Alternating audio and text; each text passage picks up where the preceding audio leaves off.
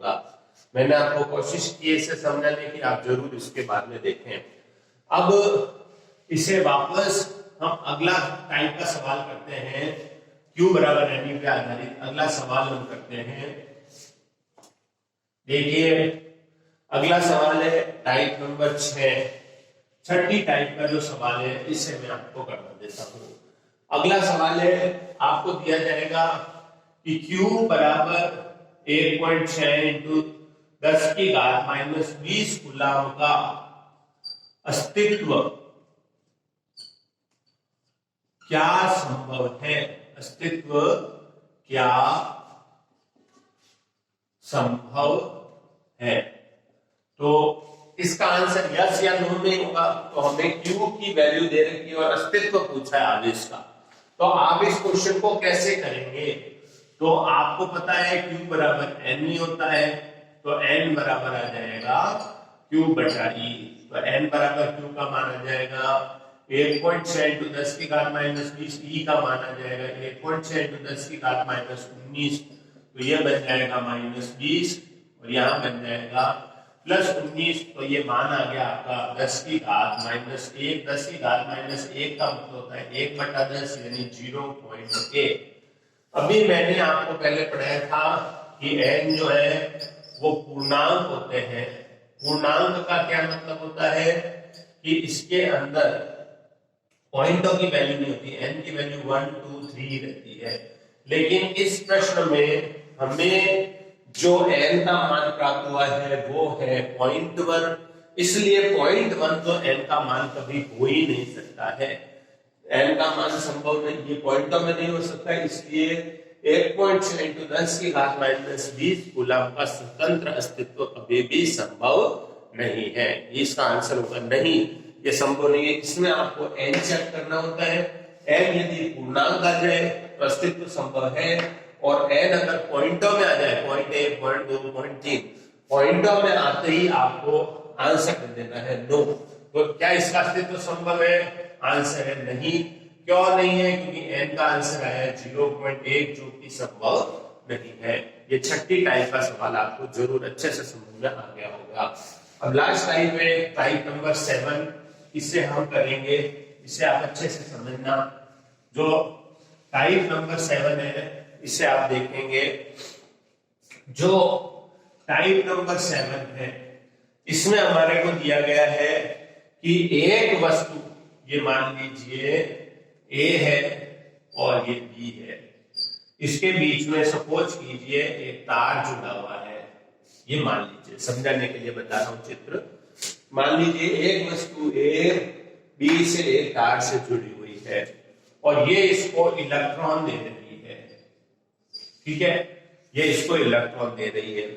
हमें सवाल दिया गया है कि A B में मान लीजिए मैं ले लेता हूं 1.6 माइक्रो कूलम आवेश का स्थानांतरण करती है। A B को 1.6 माइक्रो कूलम आवेश का स्थानांतरण करती है और 10 की घात 10 इलेक्ट्रॉन प्रति सेकंड की दर से, इलेक्ट्रॉन प्रति सेकंड की दर से इलेक्ट्रॉनों का आवेश का स्थानांतरण इस तार के द्वारा हो रहा है। तो सवाल पूछा जाएगा, बताइए टोटल आवेश के स्थानांतरण में कितना समय लगेगा। हमें समय की मान ज्ञात करनी है, वो हम कैसे निकालेंगे? तो इस सवाल को करने के लिए सबसे पहले हम लगाएंगे n बराबर Q बटा E। Q का मान लेना है 1.6, देखो माइक्रो है तो आपको यहाँ पे -6 लेना है और इलेक्ट्रॉन की वैल्यू -19 है, इससे कट जाएगा, मैं डायरेक्ट सॉल्व कर देता हूँ। 10 की घात 13 आ गया, ठीक है ना, ये आपको समझ में आ गया होगा। तो 10 की घात 13 इसकी वैल्यू आ गई। अब हमारे को दे रखा है 10 की घात 10 इलेक्ट्रॉन प्रति सेकंड की दर है, तो समय निकालो। तो कैसे निकालेंगे देखो, तो हम यहाँ पे लिखते हैं 10 की घात 10 इलेक्ट्रॉनों के स्थानांतरण ट्रांसफर में लगा समय बराबर 1 सेकेंड। 10 की घात 10 इलेक्ट्रॉनों के ट्रांसफर में लगा समय, क्योंकि 10 की घात 10 इलेक्ट्रॉन प्रति सेकंड की दर है, तो 10 की घात 10 इलेक्ट्रॉनों के ट्रांसफर में लगा समय 1 सेकेंड। तो 1 इलेक्ट्रॉन के ट्रांसफर में लगा समय 1/10 की घात 10। तो 10 की घात 13 इलेक्ट्रॉन ट्रांसफर करने अपन को, तो 10 की घात 13 इलेक्ट्रॉनों के ट्रांसफर में लगा समय आ जाएगा आपका 10 की घात 13/10 की घात 10। तो आंसर आ जाएगा 10 की घात 3 सेकेंड, यानी इसका आंसर हो जाएगा 1000 सेकेंड हमारे को इलेक्ट्रॉनों को ट्रांसफर करने में लगेंगे। शायद आपको ये क्वेश्चन अच्छे से समझ में आया होगा। मैंने आपको अलग अलग वेरियस टाइप के सवाल Q बराबर एन पे आधारित जो थे वो बता दिए हैं। अब मैं आपको अगला टॉपिक जो पढ़ा रहा हूं इसे आपको ध्यान से समझना है।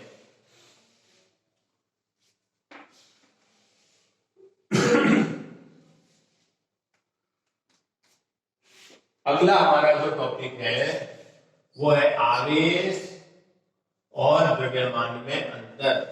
अगला हमारा टॉपिक है आवेश और द्रव्यमान में अंतर। तो देखिए ये हम अंतर पढ़ेंगे इनके बारे में, कुछ समानांतर समानताएं भी है वो भी मैं आपको साथ साथ में बता दूंगा। पहले मैं आपको अंतर बता देता हूं। आवेश दो तरह के होते हैं, प्लस और माइनस। प्लस आवेश भी हमने पढ़ा है और माइनस आवेश भी हमने पढ़ा है, जबकि द्रव्यमान केवल एक ही होता है प्लस में। हम हर एक वस्तु का द्रव्यमान प्लस 1 किलो प्लस 2 किलो ही लेते हैं, कभी भी माइनस में नहीं कहते। क्या आप कभी दुकान में जाके कहते हो क्या -1 किलोग्राम भिंडी दो? -1 का तो कोई अस्तित्व ही नहीं है। हम हमेशा द्रव्यमान प्लस में ही लेते हैं, ये आपको याद रखना है। फिर अगला अंतर है आवेश को प्रेरित किया जा सकता है, द्रव्यमान का प्रेरण संभव नहीं है। यह आपको बहुत अच्छे से याद रखना है। आवेश को प्रेरित किया जा सकता है, द्रव्यमान को प्रेरित नहीं किया जा सकता है। इसके बाद में अगला अंतर याद रखना है कि जो आवेश होता है उसमें आकर्षण व प्रतिकर्षण दोनों प्रकार के बल लगते हैं। आकर्षण बल भी लगता है और प्रतिकर्षण बल भी लगता है, जबकि द्रव्यमान में सदैव आकर्षण ही लगता है। द्रव्यमान आपस में सदैव एक दूसरे को आकर्षण ही करते हैं। आवेशों में जो बल लगता है उसकी प्रकृति विद्युत चुंबकीय होती है। आवेशों के मध्य विद्युत चुंबकीय बल लगता है, जबकि द्रव्यमान में जो बल लगता है उस बल को हम गुरुत्वाकर्षण बल के नाम से जानते हैं। ये आपको याद रखना है, द्रव्यमानों के मध्य लगने वाला बल गुरुत्वाकर्षण बल होता है। इसके बाद में आपको अगला अंतर इन दोनों के मध्य जो याद रखना है वो ये याद रखना है कि आवेश का क्वांटीकरण किया जा सकता है।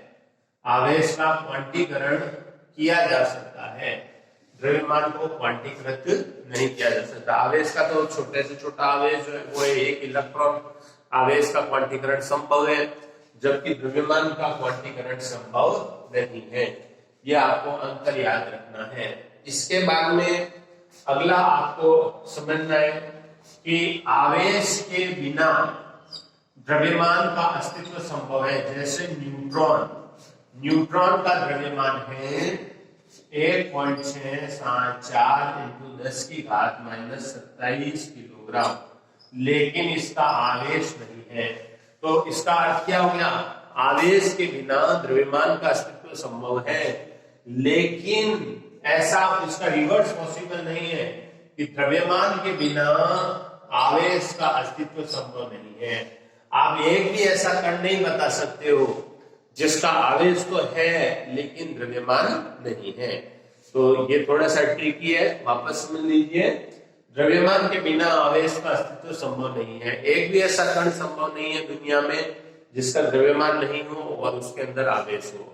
तो ये आपको जो आवेश और द्रव्यमान है इन दोनों में अंतर याद रखने हैं। अगर आपसे पूछा जाए इनकी समानताएं बताओ, तो याद रखना है कि दोनों ही जो है ये अदिश राशियां है। आवेश भी अदिश राशि है और द्रव्यमान जो है वो भी एक अदिश राशि है।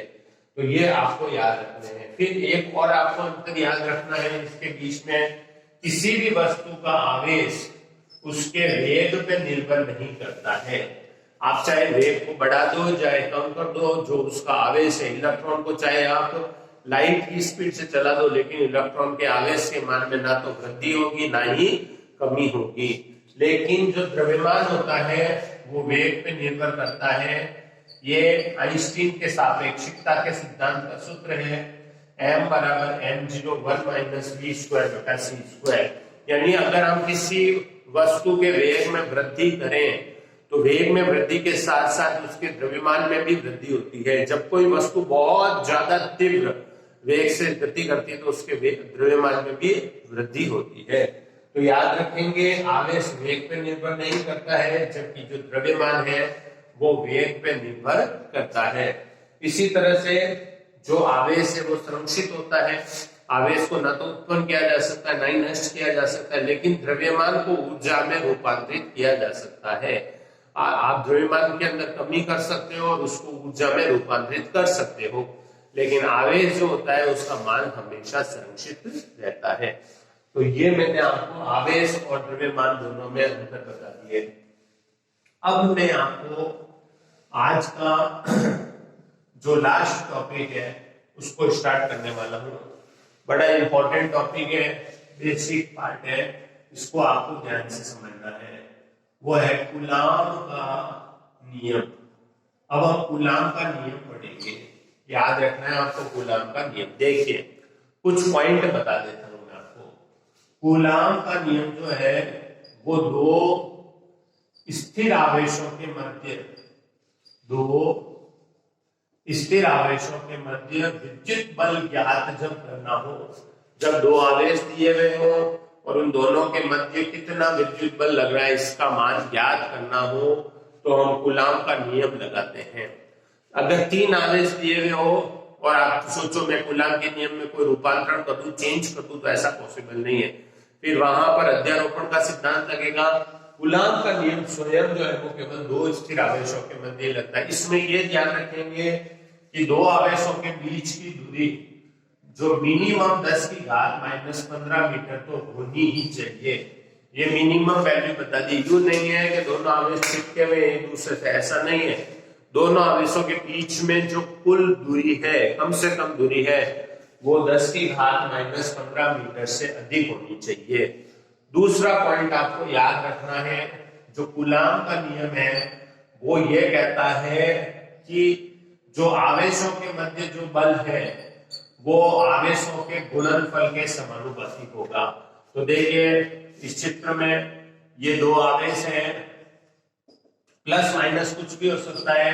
इसका आवेश Q1 है, इसका आवेश Q2 है, और दोनों के केंद्रों के बीच की दूरी, ये शब्द आप याद रखेंगे। दोनों के, मैं फिर बोल रहा हूं, दोनों के केंद्रों के बीच की दूरी, दोनों के टोटल केंद्रों के बीच की जो दूरी है वो r है, और दोनों वस्तुओं का आवेश जो है वो Q1 Q2 है।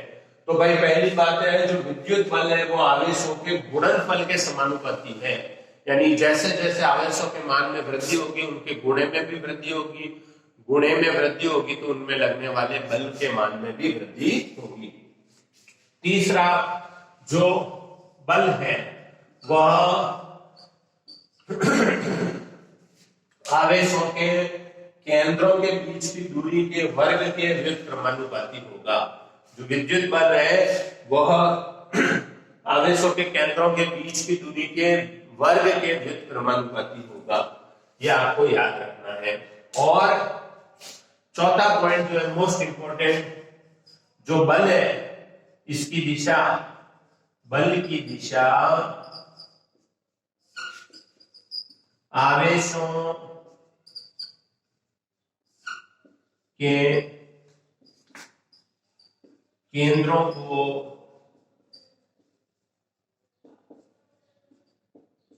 मिलाने वाली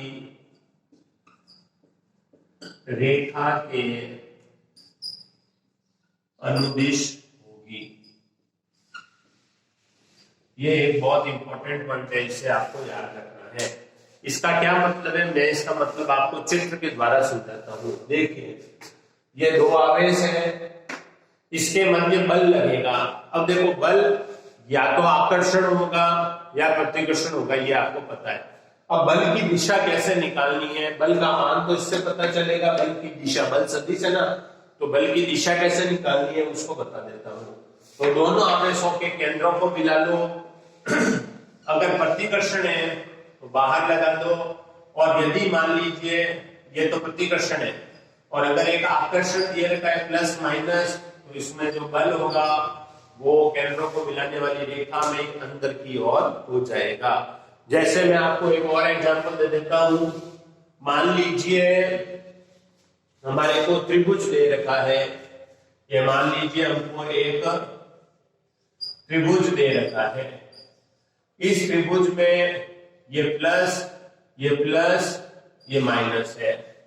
अगर हमसे पूछे इन दोनों के बीच में कूलाम का नियम लगाओ साहब, और इसमें बल की दिशा बताओ, तो बल की दिशा कैसे निकालेंगे, प्लस और माइनस के बीच में आकर्षण दिखाना है। ये केंद्रों को मिलाने वाली रेखा है, आकर्षण है तो बल अंदर लगाना है। इसमें माइनस और प्लस में आकर्षण बल कैसे लगाना है, अंदर की ओर। अब देखिए अगर हमसे पूछे इस प्लस प्लस में बल की दिशा किधर होगी, तो प्लस प्लस में प्रतिकर्षण बाहर की ओर लगाना है, आकर्षण अंदर की ओर लगाना है। तो प्रतिकर्षण बाहर होगा, तो प्रतिकर्षण इसमें केंद्रों को मिलाने वाली रेखा के अनुदिश बाहर की ओर हो जाएगा। तो आपको मैं वापस बता देता हूं, देखो कूलाम के नियम का स्टेटमेंट आपको समझा देता हूं। कूलाम का नियम आपको पहली लाइन लिखनी है, दो स्थिर बिंदु आवेशों के मध्य लगने वाले विद्युत बल, याद रखेंगे गुरुत्वाकर्षण के लिए तो न्यूटन का नियम काम में आता है, ये कूलाम का नियम जो है वो विद्युत बल के लिए उपयोगी है। तो दो स्थिर आवेशों के मध्य विद्युत बल का मान ज्ञात करने के लिए ये नियम उपयोग में लाया जाता है। इस नियम के अनुसार जो बल का मान है वो आवेशों के गुणनफल के समानुपाती और आवेशों के केंद्रों के मध्य की दूरी के वर्ग के व्युत्क्रमानुपाती होगा, और बल की दिशा, बल की जो दिशा होगी वो आवेशों के केंद्रों को मिलाने वाली रेखा के अनुदिश होगी। ये आपको चार बिंदु याद रखने हैं। अब इसका सूत्र लिखना है आपको, ये आपको परिभाषा मैंने समझा दी है, अब मैं आपको इसका सूत्र बता देता हूँ। सूत्र बनाने के लिए, लिखने के लिए आप एग्जाम में पहले चित्र बना लेंगे, यहाँ पर Q1 और यहाँ पे Q2 लिखेंगे यहाँ पर, और यहाँ पर दोनों के मध्य F बल दर्शाएंगे। याद रखेंगे ये दोनों बल के परिमाण समान होंगे, दिशाएं विपरीत होगी। चाहे एक कूलाम हो, ये 10 कूलाम हो, यूं नहीं कि 10 कूलाम है तो ज्यादा बल लगेगा, ऐसा नहीं होता है। जो कूलाम का नियम है वो न्यूटन के तीसरे नियम की पालना करता है, बल के मान बराबर और दिशाएं विपरीत होती है। तो जो बल का मान होगा वो आपको लिखना है F समानुपाती Q1 Q2 बटा R स्क्वायर। एग्जाम में आपको पहले परिभाषा लिखनी है जो भी मैंने बताई थी, फिर ये चित्र बनाना है, फिर ये आपको सूत्र लिखना है। इसके बाद में आप यहाँ पर F बराबर K Q1 Q2 बटा R स्क्वायर लगाएंगे। K जो है वो है आपका स्थिरांक, इस स्थिरांक को हम स्थिर विद्युत स्थिरांक कहते हैं, इसे हम स्थिर विद्युत स्थिरांक कहते हैं। अब याद रखेंगे K का जो मान है वो 9 × 10⁹ यूनिट इसकी याद रखनी है newton metre square upon coulomb square है। Newton metre square upon coulomb square आप यहाँ से निकाल सकते हैं।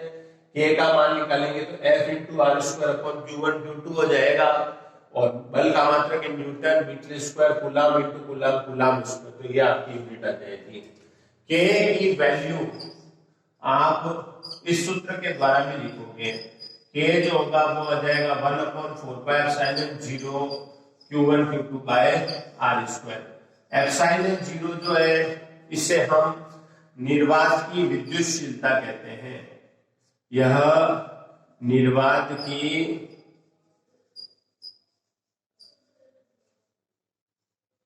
विद्युतशीलता है, ये आपको याद करके जाना है। एप्सिलॉन 0 की वैल्यू आप याद रखोगे 8.85 × 10⁻⁻12, ये -12 है, और इसकी इकाई coulomb square upon newton metre square होगी। ये आपको एक बात और बता देता हूं, ये जो सूत्र है ये आपको तभी लगाना है जब दोनों आवेशों के मध्य निर्वात हो। अगर दोनों आवेशों के मध्य माध्यम हो तो याद रखना माध्यम की उपस्थिति में जो बल लगेगा वो Fm हो जाएगा और बल का मान हो जाएगा 1/4πε Q1 Q2 बटा R²। ये आपको याद रखना है। F सूत्र आप तभी यूज करोगे जब निर्वात हो, Fm आप जब यूज करोगे जब माध्यम होगा। और यहाँ पर एप्सिलॉन 0 तो निर्वात में यूज करना है, एप्सिलॉन माध्यम के लिए यूज करना है। एप्सिलॉन जो है वो है माध्यम की विद्युतशीलता, एप्सिलॉन है माध्यम की विद्युतशीलता। और ये याद रखोगे कि इसका मान जो है वो अलग अलग माध्यम के लिए अलग अलग होता है, अलग अलग माध्यम के लिए अलग अलग इसका मान होता है। ये मैंने आपको कूलाम का नियम अच्छे से समझा दिया है। मैं उम्मीद करता हूं कि आप घर पे इस लेक्चर को पूरा देखेंगे, पूरा पढ़कर इसके नोट्स बनाएंगे। अगले लेक्चर में हम आपेक्षिक विद्युतशीलता या परावैद्युतांक जो है इसके बारे में अध्ययन करेंगे। Okay, thank you, best of luck.